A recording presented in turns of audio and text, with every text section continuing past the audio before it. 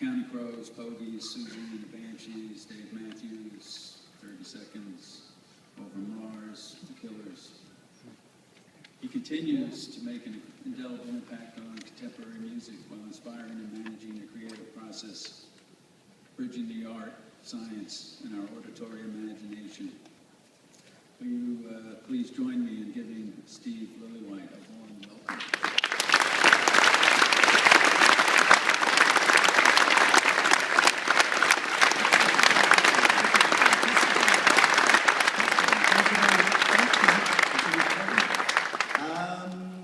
Can you hear me, everybody? That's the main thing you always have to do when you're in a studio. So many people just go, okay, we'll do it. And then they go, I can't hear myself. Anyway, I feel a little bit like Ricky Gervais here. Did anyone see The Office? With the motivational speaking, I wanted to come on to Eye of the Tiger, but Jim said it wasn't quite appropriate. But, so anyway, I'm a record producer, and it's funny because when I came through customs a while ago, the guy looked at my passport and said, record producer? I didn't think they make records anymore. And I went, well, yeah, you're right. And I was thinking maybe I'm a CD producer, and that didn't sound right. And then you go even worse to an MP3 producer. And then it becomes the man who makes music on a computer that will only ever be listened to on a computer producer. And that's even worse. But it was never like that in the beginning. Back in the old days of 1972, when I was very lucky to get a job in a recording studio, it was Philips Studios, which was affiliated to Philips Records in London. It was a good old. I mean, there were lots of studios, and it was not one of the best, but it was up there for sure. But what was the most? Does anyone? I suppose people in here don't know recording studios anymore because they're pretty much gone. But you do understand what a recording studio is, right? Okay, good. That's a good start. Because in my studio, we had, it was the last studio of its kind, which had a control room, and it had a separate room called Room B. And I was 17 years old, and my job was to control, I was a tape-op. You know, nowadays they're called assistants because they do lots of things, but a tape-op was the person who literally played, record. But in my studio, it was in a separate room, and the only way that the tape could be played was through me, because there was no remote on the mixing desk. So there was a swan neck microphone on the desk, and I had like an Auratone next to my ear, and I would hear the music from the control room speakers through this swan neck microphone into my Auratone, and I would sit there at the thing, and the engineer would go, okay, record, or an overdub was record on track 18. Now a drop-in, a punch-in, was called a cue to press. So if they would say cue to press from the second verse, I would go back 10 seconds before the second verse, I'd press play, and then the artist would nod to the producer would say to the engineer now, and the engineer would say press, and I would go like that. So it was a long-winded operation, but I did become a fantastic tape-op. Because I would be listening back to the playback in my little room, and I would go, maybe they need to do the second verse again. So at the end of the take, you know, I'd go and park the tape like 10 seconds before the second verse, Mr. Cocky little kid, you know, and they would go, okay, I think we'll do the second verse again. Boom! Hang on, we're not ready yet. But I was, you know, but I was very good, but I don't think I would have been here if it wasn't for my boss. And I'm a great believer in studio culture, because I'm a thing of studio culture. If it wasn't for recording studio culture, I wouldn't be here. And I really thank my boss for bringing me through, because there was one time that was, everyone's allowed one big mistake. And my mistake was pretty big. We were there doing a big orchestral session, because another good thing about my studio was that we would have, you know, the 3-hour big orchestral sessions in the morning, and then in the afternoon we would have bands. So I got a really good cross-section of of how producing, across all sorts of music. And so this one big orchestral session, and it was actually, I think the artist was Serge Gainsbourg from the French, wonderful French artist. And I'm sure it's the same over here, but the unions rule.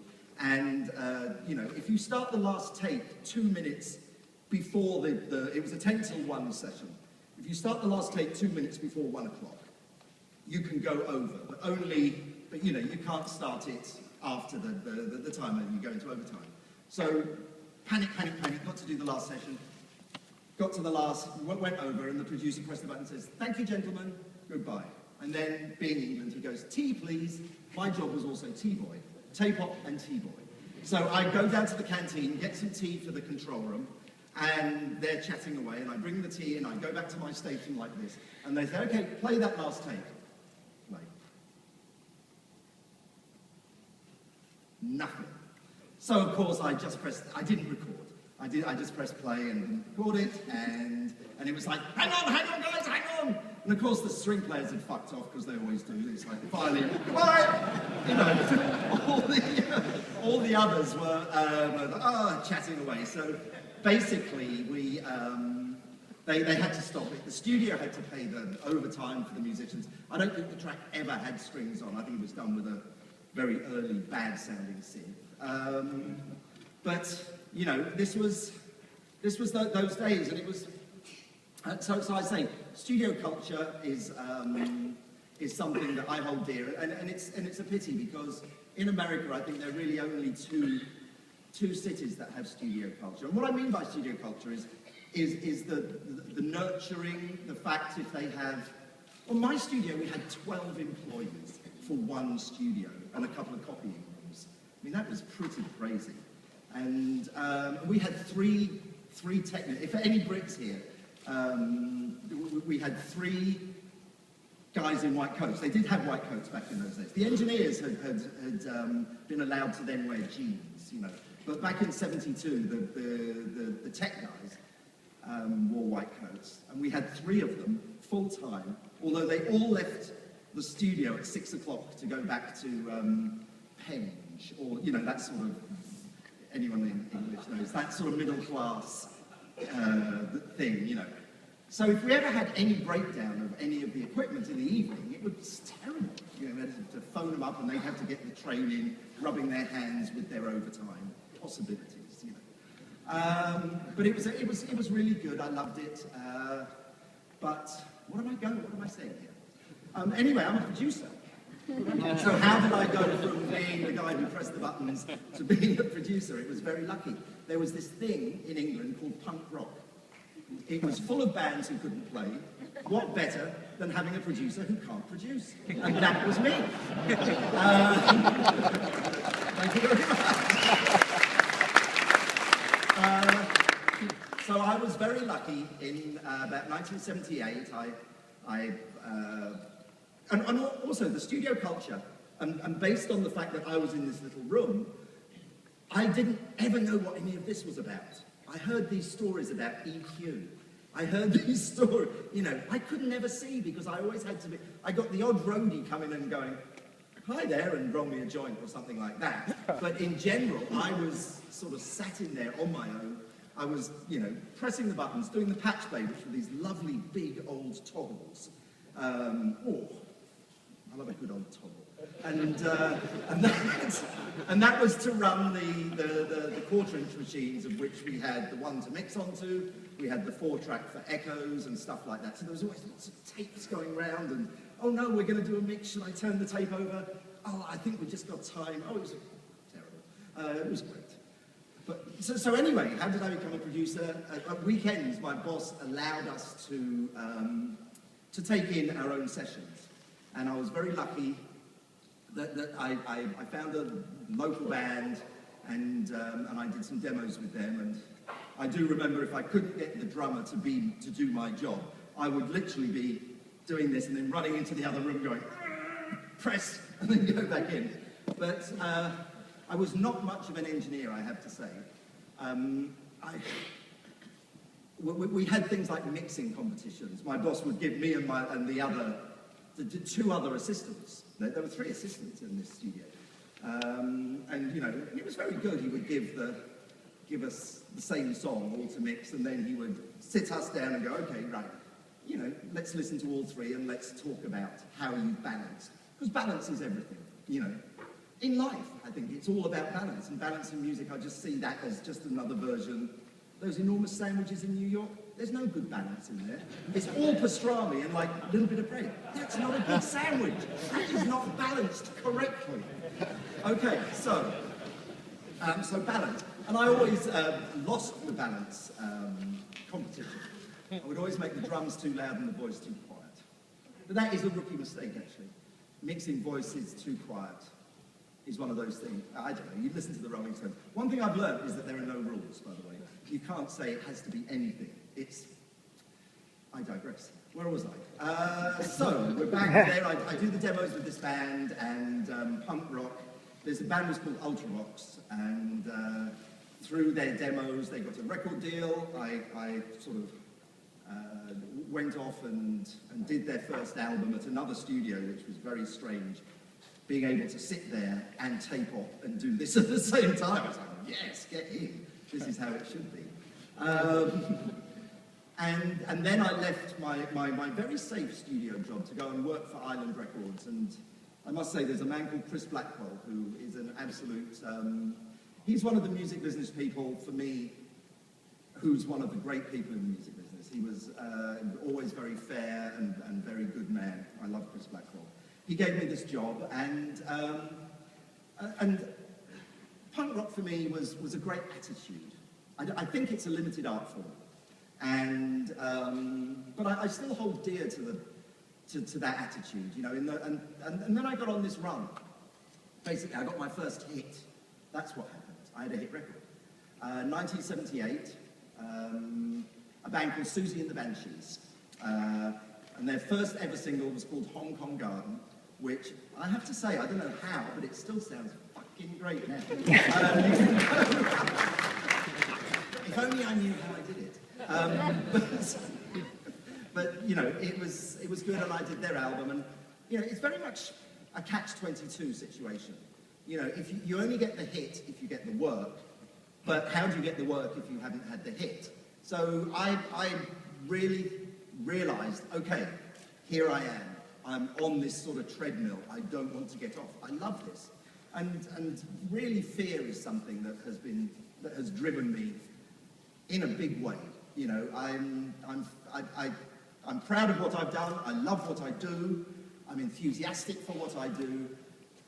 But if I didn't have a sense of fear, like right now, coming on here, I had no idea what I was going to do. That's a whole other thing.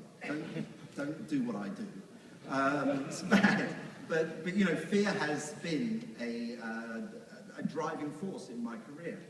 But anyway, punk rock, so I ended up doing, you know, but as I say, I preferred art. For me, art is what it's all about.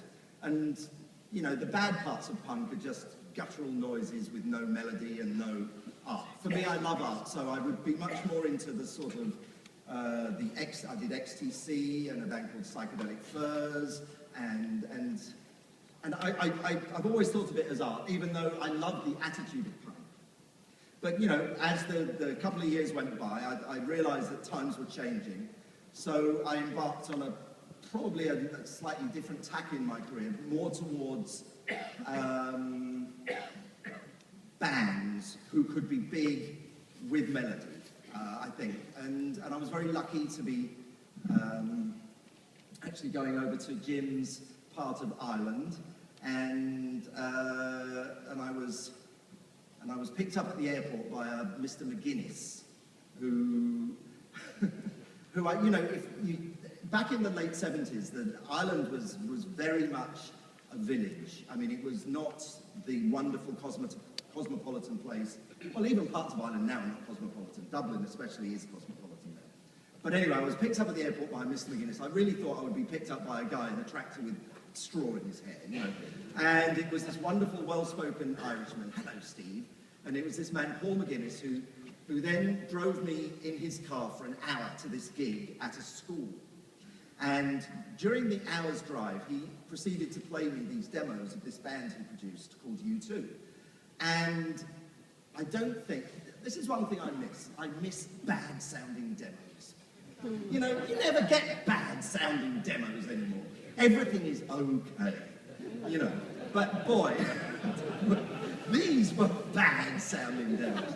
They were, but I love Paul McGuinness to death. He was completely oblivious. According to him, this was the best thing you've ever heard. You know, listen to this. And I'm going, I would never play these things. But anyway, so I'm listening to the things, and I'd heard their one record before that. So I did know, and the reason I was there was because I heard something that I liked, admittedly. So I went to this gig, and it was all the boys in one. It was in a school hall. All the boys were on one side of the hall. All the girls were on the other side of the hall. And these young kids came out and played, and there was something there. You know, I didn't really think. I didn't know that they would become the biggest band in the world, but there was a fire and a commitment and a sort of lack of knowledge, which was also interesting. But there was no personality. You know, we went and sat and chatted after the gig, and they were just, you know, 18-year-old kids. Really aren't like very outgoing. So anyway, we had, so I agreed to work with them, and we did their first record, and it was in a very traditional Irish studio. And I was, by this point, I'd had some hits. Yeah, I was the sort of known producer, really, and they were this unknown band. And, but it was a very, Jim, you'll understand this, a diddly-eye type studio. It was a studio which was only made for traditional Irish music, and it was a good studio called Wimble Lane in Dublin, and but you know, that thing that you always do when you go into a studio. I know what I'm doing. You know. That's what I did, and of course it sounded like I couldn't even hear my hand clap. It was so dead, you know. So we, I thought, this is not going to sound very good. And then, but as you go into the studio, it wasn't just a recording studio, there was a video studio above, and there was the one girl receptionist sat out in this hallway that had this sort of nice stone hallway with a stone floor. And as you walk through that hallway to get to the studio, there's this nice sort of loud sound, and I went, we should put the drums out here. And all the Irish, you know, you can't do that. We've got a whole office building here that you can't. So I said, okay, well, what we'll have to do is to do the drums at night. Which also was another problem, because the drummer was only 17 and his dad was very, very wary of anything to do with the music business. So Larry Mullen Jr., his dad would come to the studio at night to make sure everything was okay, and then of course the phone would be ringing, and because it was in this was before cell phones or anything, but you know, I've always had this idea that if a phone rings during a drum take, I mean, I'm not religious or anything, but I think it's a gift from something. Because no one has ever not bought a record because of a phone ringing, or a squeaky bass drum pedal, or anything like that. So it's really, I'm blessed with not thinking these things are a problem. I think, and it is a blessing, I think, because I really don't, I just laugh. And if someone thinks the phone's ringing when they listen back to the album, all the better. You know.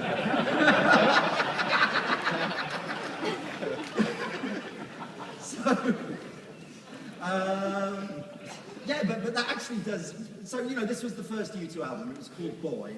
And by this point, I'd stopped working for Chris Blackwell and I'd become independent from that studio. But a letter did come to me.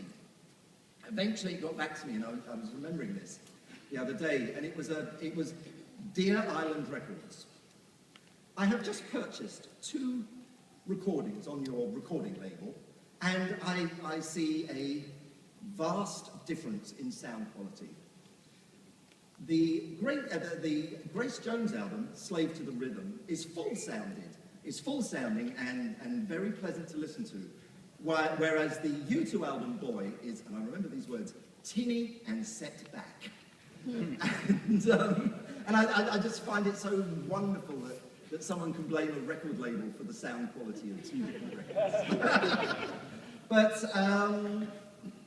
you know, this was... so yeah, that started a job, a life, where I started doing these more like rock bands, and as Jim said, Big Country, who, it's funny, in the UK and the rest of the world, they were considered more of a rock band. Over here, I think people put them in the same vein as sort of poppy things. Maybe because the video for In a Big Country had them looking silly.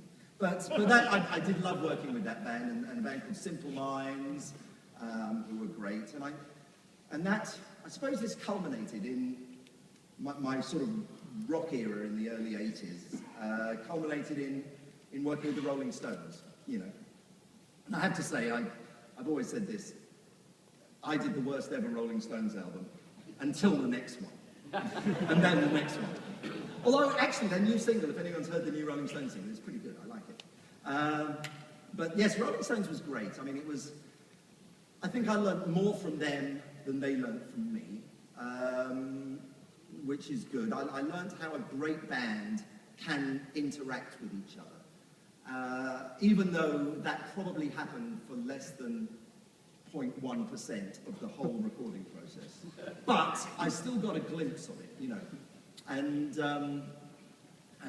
it's funny, I was brought in by Mick Jagger because, you know, the difference between Mick and Keith, Mick is always wanting everything that's current, and, you know, whereas Keith is much more like, he just loves his blues, and he's a purist, and Keith doesn't care what's going on with everything else. Mick's always keeping an eye on what's going on, you know, and I was the guy who did bands in those days. So I was brought in by Mick, and very, very quickly I realised it was much cooler to hang with Keith.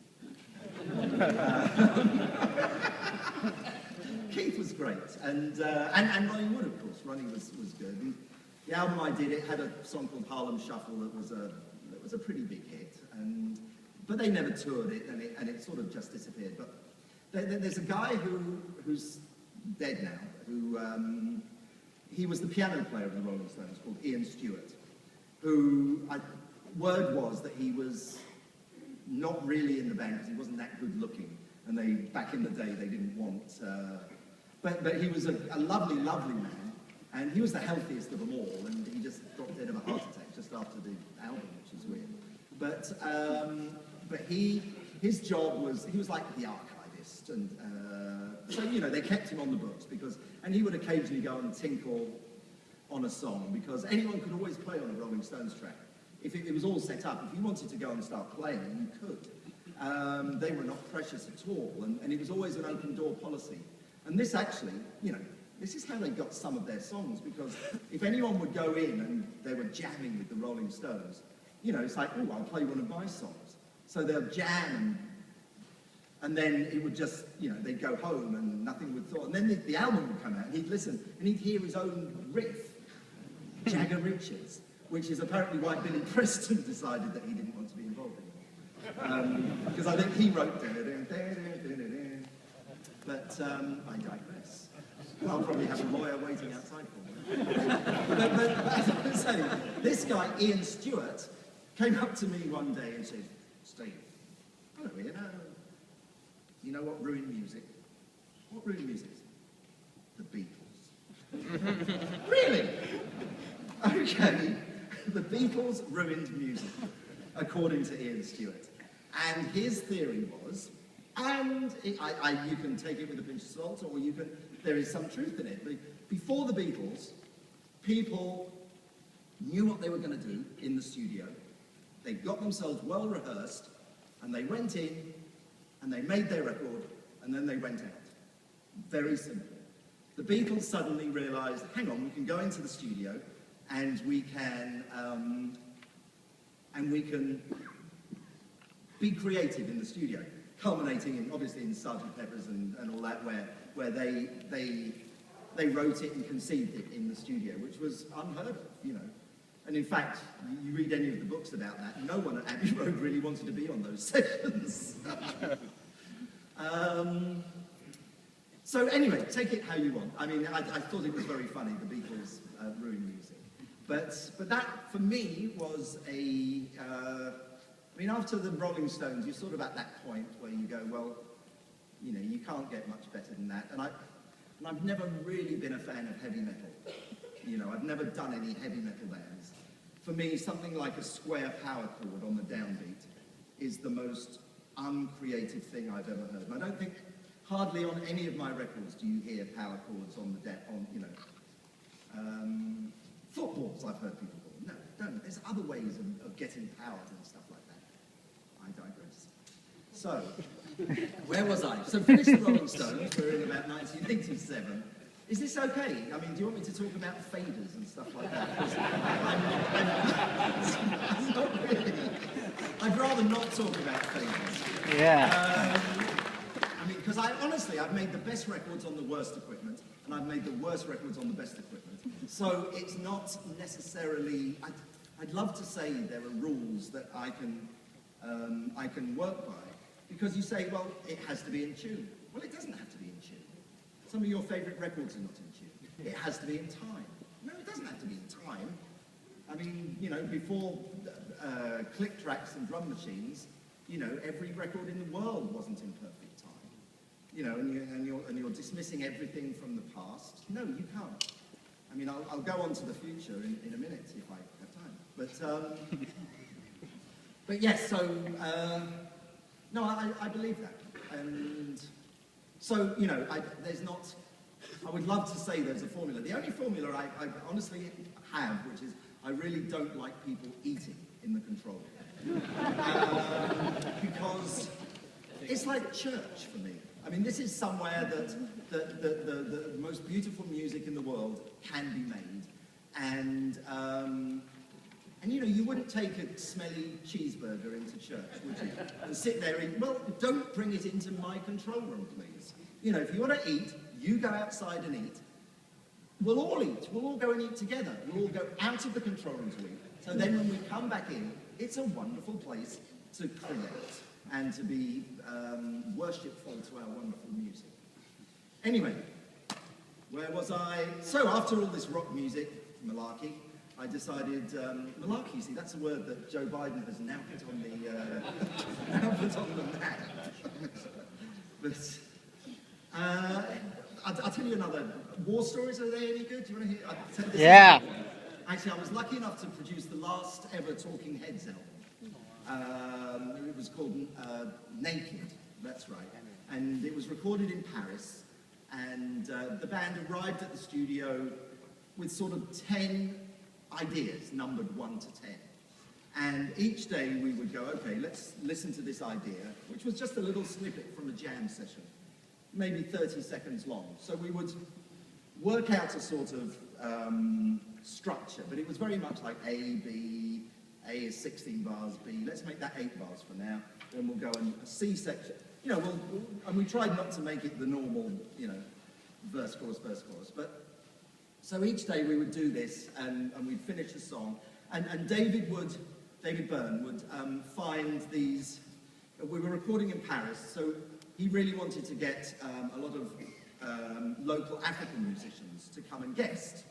So we would have different people come in to play with us, and one day we were particularly excited because there was this guy who had been highly recommended by someone.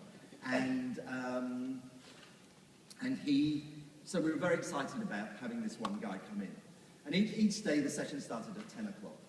So we would be there at 10, and at 10 o'clock, this African guy, and of course in Paris, they all speak French, we were not very good at French. This guy arrived, and we said, guitarist? And he went, yes, guitar? Great. Where's your guitar? I said, no, I have a guitar. Okay, great. No problem. We have one for you. Being very middle class and sort of, you know. Here you go. So the guy sat down, we gave him a guitar, and he started playing a couple of riffs. Okay. So we then started sort of jamming the song. 15 minutes later, the door opens and goes, "Hi guys, oh, I'm sorry I'm late." Well, who's that then?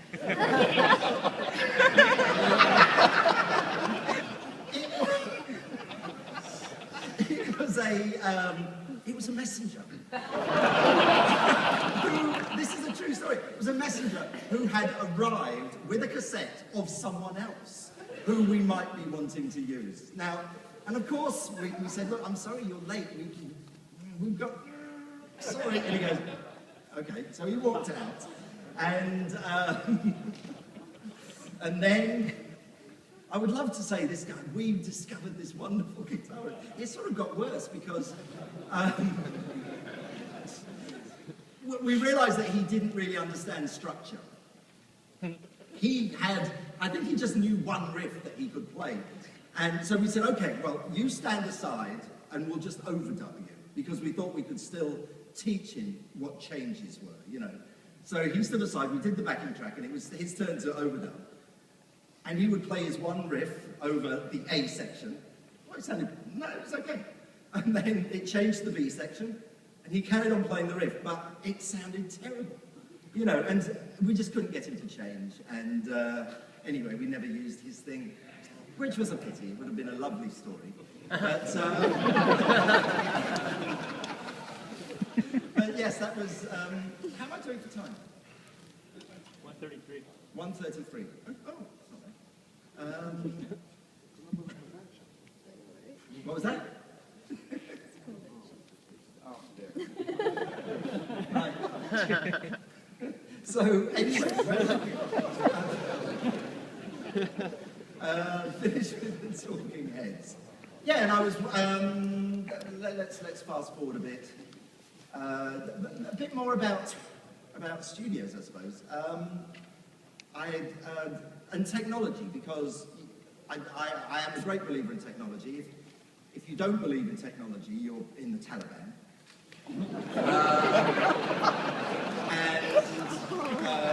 I believe that science and technology go hand in hand, but that doesn't mean that we can't look at the past, and because I wouldn't be making records now if I didn't think that the past had something to do with the future. And it's almost like in the past you leave a little trail behind you just in case you need, I need to go back and check out something from before. And I feel very blessed that I have made records, both analog only and now digital only. And there are advantages, most definitely, of technology. I mean, there's a lot of things that used to take hours and hours and hours, and now take you 30 seconds, you know, which is great.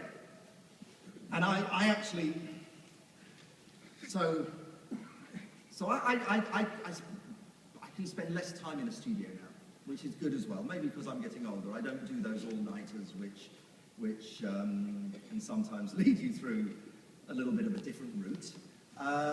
But technology is great, and I really believe in technology, and I'm not someone, you know, it's funny, I'll say this now, but you know, I always use Pro Tools, and this is my excuse about not knowing anything about Pro Tools, is that when Pro Tools started, and digital recording started, so many of my contemporaries would learn how to use it on an artist's album budget.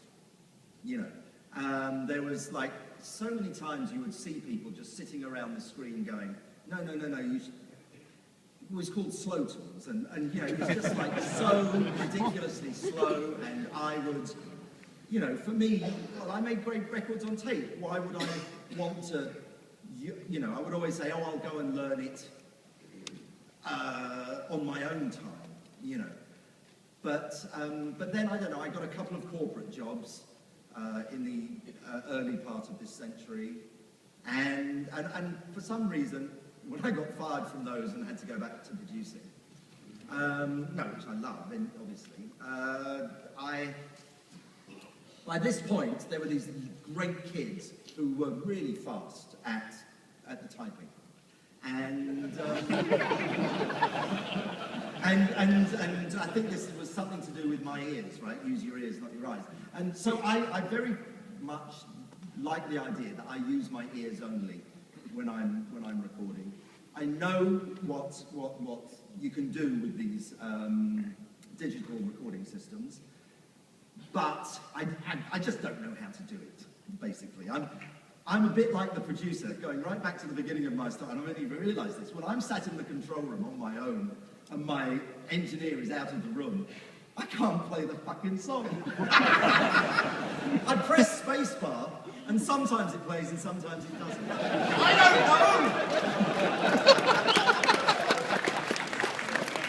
don't know! So it does. It's right back to how I originally started, but I'm the guy in the control room. I'm learning something. You are my therapist. So yes, so I love the technology, and I have people who do that for me, and I know what it does. That's the bottom line, and I'm very honoured still. I love making records. I love working with creative people, and I don't know whether you can make, you know, and I believe in studios. I believe in good equipment and good people who use that equipment. Now, you listen to Top 40 radio now, and you know that these songs have only been made on a computer. You know, and that's, you can argue that throughout history there's been different forms of music. There's been the music that is the disposable throwaway pop music, and then there's been more meaningful music that people maybe lasts longer in their hearts, you know. And I would like to think, because I believe in art more than anything else in the world, that art comes before commerce. You know, I don't think Fleetwood Mac thought, yeah, this is going to be one of the big... They probably weren't thinking anything, they were so out of it. But when they were making Rumours, they weren't thinking, this is going to be a classic album. I know with my involvement in the Joshua Tree, we were not thinking this is going to go down as one of the greatest records of all time. We were just, you know, you just do what you're doing. And you believe in your own taste and your own heart, and this is the most important thing. And whether one man sitting at a computer has the ability to make a better product than a whole group of people in a collaborative effort in a good studio, I don't know. I would maybe they can in a different genre, in a genre that I'm maybe not so passionate about. I don't know, but I love musicians, and I love engineers, and I love studios, and I feel great when I'm in them. Thank you very much.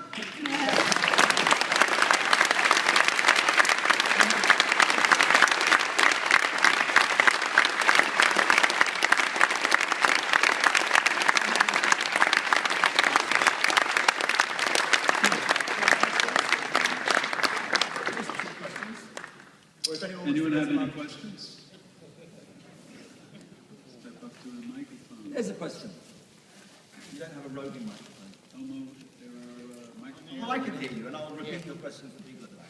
When you say you listen with your ears, not your eyes, do you like close your eyes or visualize, or how do you listen? Yes, I do. She says, do I visualize? For some reason, I always listen to sound in 3D. I don't just hear it left and right. You know, I see it go back. And in the 25 years I constantly smoked weed, that was always part of that. Now I don't do anything. I still have that great feeling. I don't know what that is, but you know. Yeah, I'm very. Yeah, this is another thing. I'm very. I think I'm lucky that my personality suits my job. And I think that can be true in a lot of things, because when you do spend a lot of time with creative people, you need to you need to know when to push, you need to know when to hold back, you need to know that if I push too much, it's diminishing returns. You know, it's so I very much steer the boat. That's my job. I'm the captain of the ship. But, you know, sometimes the captain of the ship, you're in calm waters, and you don't want to go like this just to make waves, you know. So, yeah. Oh, there's a man over there. Do you still prefer recording to tape over digital? Oh, no, digital. No, especially now. I mean, tape is, you know, back in the day, I don't know any engineers here, but I would sometimes, you'd hear a band play, and and then you say, come and listen to it, and then you come back and listen to it off tape, and it wouldn't sound quite as good. I mean, I've never had that from digital. Every playback from digital, when it comes back, sounds just like the band are playing. You know, whereas tape, it will sound sometimes like the band's playing, but if you have a badly set up tape machine, you know, it will come back like this. So no, digital is great, and it's great for, you know, no, I don't use tape. No, you're in the Taliban, son.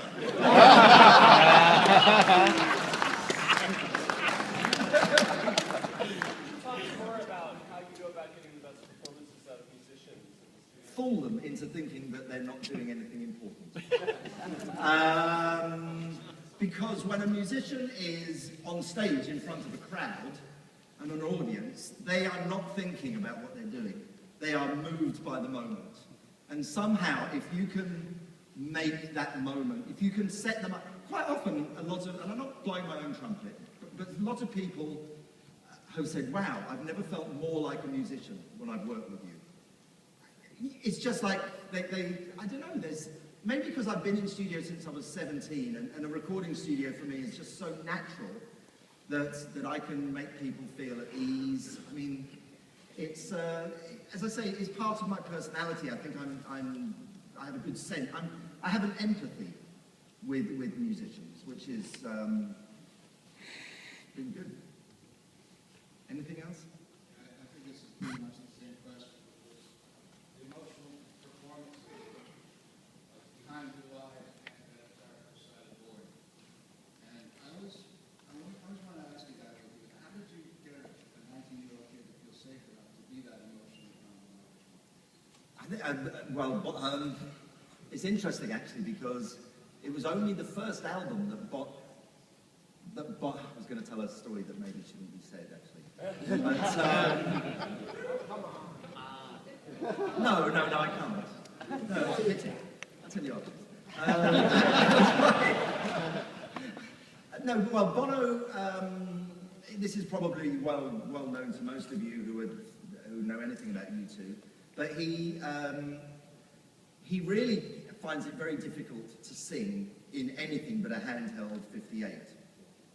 And he cannot abide headphones. Although now on stage he has in-ears, but in the studio, for him, he has to be in the control room, he has to have that microphone, and quite often he'll just pick the microphone up, and there's one thing that you've always got to have with Bono, is to have the microphone there, tested, ready to go.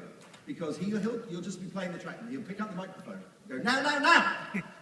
And if you're not there, he doesn't get angry at very many things, but this is one of the things, because he really believes that, when you get that the initial idea that you have is very much the unique idea. Because if you then try and work it after the initial idea, it then it becomes like everyone else's idea. Whereas the first idea that you have is the unique idea. So he takes that to the nth degree sometimes. So he does all his vocals on a handheld 58. If I played you the solo vocal of Beautiful Day or anything like that, you'd go, oh my God. And there's so much. But yes, he was very young, and he didn't think the vocals were very good on Boy. That's something to do with what I was going to say earlier. Anyway. You've emphasized listening with your ears and not your eyes, and aside from unlearning Pro Tools, is there any advice you could give for people trying to step away from that digital immersement and sort of get to the heart of what you're talking about? Well, what I'm saying is, I'm not saying listen with your ears and not your eyes. I think so much music, when you do concentrate with your eyes, it becomes compartmentalized. and boxed. You know, I think, can you make a great pop song that doesn't go, you listen to Good Vibrations, for instance, by the Beach Boys, that doesn't have verse, chorus, verse, you know, it's this wonderful thing that is in itself, you know, why, with all the technology we have, are we not getting the quality of songs like Good Vibrations? I mean, With or Without You is another one. It doesn't have verse, chorus, verse. It's this wonderful thing that grows. And I think one of the reasons people, you know, obviously they go, radio, where's the chorus? Get it in before a minute and all that. But it's still, it's the making of the music. When you can see it all there, I think it makes you default to certain things of going, well, that needs to be lined up there because it doesn't look right. You know, I love the technology and it allows me to do a lot of things. But first off, it needs to sound right, and then I'll go and look at it and see, you know. Thank you. Thank you, if that makes any sense whatsoever. Anyone else? Hello, sir. I just first, I think I speak for everyone, thanking you for being here and addressing this group. It's wonderful and inspirational to hear someone who is so passionate with their art as you are. I really appreciate it. I'm an educator, among other things, and it would be really wonderful if you could offer a bit of advice to the young people in the room about that passion and how to retain it, how to get it. For me, the passion just comes from fear, as I said earlier. I do not want to be flipping burgers. And not that there's anything wrong with that job. But and as I say, I hope that the past still has some bearing on the future, because it would be sad to think that my generation of producers, engineers, and that if it just disappears, if recording studio culture disappears, and if there's any recording studio owners in here, I bless you, because you know, you never become incredibly wealthy being a recording studio owner, but you really do make a difference, because without me and most of the producers of my era, you know, we all come from studios, and studios are wonderful places. I mean, I get so depressed when I see an empty recording studio. Someone should be in here, you know. So, I mean, my advice 20 years ago was always find your local recording studio and offer to go and sweep the floors. I mean, nowadays that may not even be, you know, that's not so possible now. But, you know, every door closes, a different sort of door opens. But you know, it feels like if you only do it the old way, the new way, or just the old way. This is why I believe with technology, we have to embrace technology and love it, but still have an eye on the past, which is our sort of lifeline to lots of things. So the advice would be, you know, and go with your heart, find, and don't, yeah, try and break some rules, be a punk rocker, you know, I mean, I loved it. Yes, sir? Do you feel that for the best recording, you need the best equipment? As I say, I've made the best records on the worst equipment and the worst records on the best equipment. So, for all you equipment makers out there, I don't know. I mean, this is one thing I have learned, that, you know, if you're a doctor, you would think 40 years into your career as a doctor, you're probably a better doctor. I'm a record producer. I don't know if I'm any better now than I don't know. You know, it's not one of those jobs that you get better at as you get older. It's, I wish I knew more, but the older I get, the less I know. I know here in the crowd there's probably a lot of students that are jumping into this because it's something that they love and want to know more about. And there's some people who have fallen into this because it's just kind of what stumbled upon them. One thing that I've noticed as a student is that you cannot be taught how to listen. I mean, how to listen to music and what to find. Right.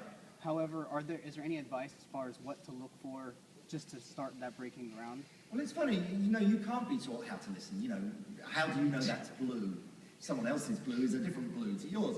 But as I said earlier, I mean, we did have my boss in my studio, like the three of us had to do this little mixing competition. You know, and I came third out of 3. But I'm a slow learner, you know. But it's, you know, maybe you can. I think there's and I'm just off the top of my head here. There is power in a group. Why not get together with 2 or 3 of your contemporaries and say, look, let's have a competition. Let's, you know, we'll all take the same piece of music and let's all try and make it into like the most top 40 version or the most blah blah blah. You know, I mean, just see and then sit around and talk. You know, you don't necessarily need a teacher. You don't need to go to school to learn these things. You know, you can. You know, I mean, in England there were no school. There was one school, the Tonmeister course in Guildford, when I was growing up, and that was the only one. We laughed at them because it was like, well, you know, the best experience you have is on the job. As I say, I was 17 when I got my first job, and that was how I did it. You know, but it doesn't mean that you can't be creative. Don't let this little world of boxes box you in. You know, there's all this great potential with technology. You know, and the best music always pushes technology. You know, so yeah. Thank you. I think we have time for one more question. No idea.